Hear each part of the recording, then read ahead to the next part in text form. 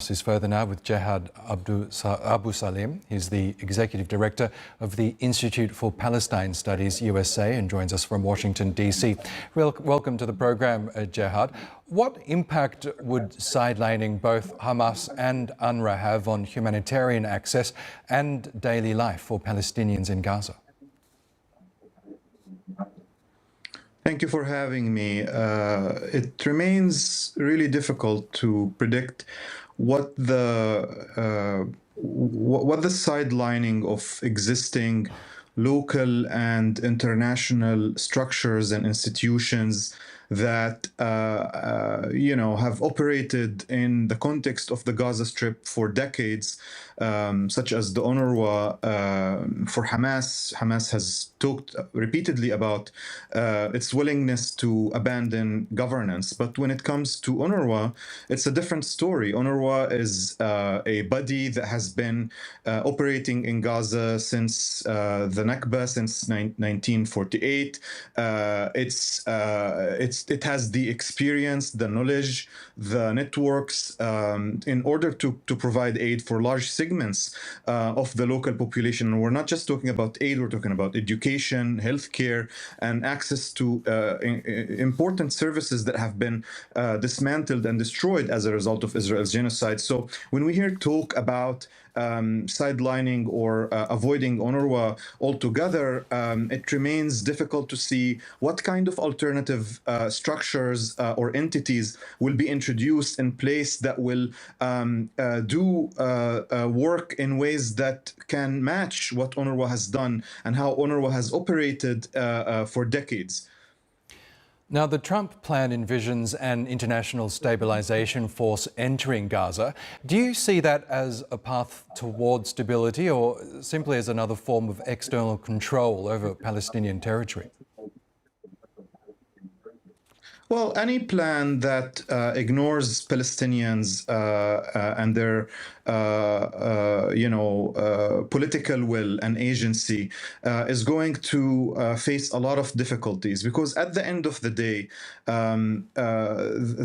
what is the most important lesson that needs to be taken from these two horrific years and from the decades before of bloodshed, violence, and destruction is that in order for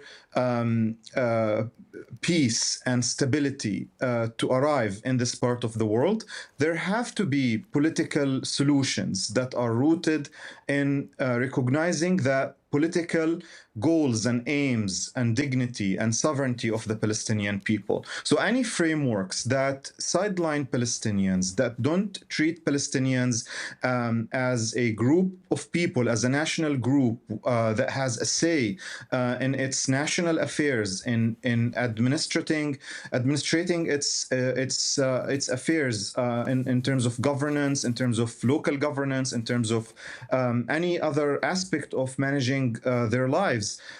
This will, again, put us in the same situation that has led to the current disaster that we're in. Marco Rubio says there's no plan B for Gaza and that the Trump plan is the only viable path forward. From a Palestinian perspective, how is his plan being viewed? Is it seen as a genuine peace effort or more of an imposed framework? I mean, Palestinians definitely welcomed the cessation of bloodshed, even though on a daily basis Israel still violates the ceasefire, fires at Palestinians, kills Palestinian civilians, destroys homes and structures in areas from which it hasn't withdrawn. So for that part, Palestinians have welcomed at least the pause of the daily murder of dozens and hundreds of Palestinians.